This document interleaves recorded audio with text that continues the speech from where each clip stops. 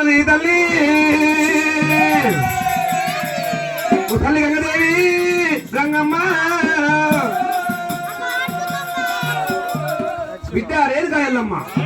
సచ్చారమ్మను చలి పెడితే బోనముట్టని భర్తలు చెప్పుకుంటావా ఓ బిడ్డ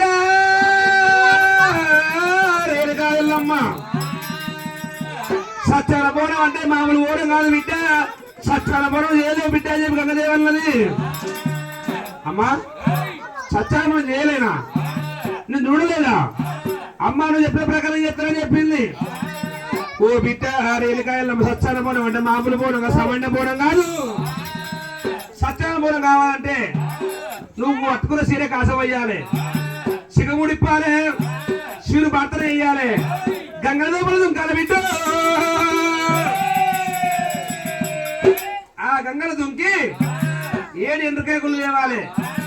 ఆ గుళ్ళలో మట్టి తీసి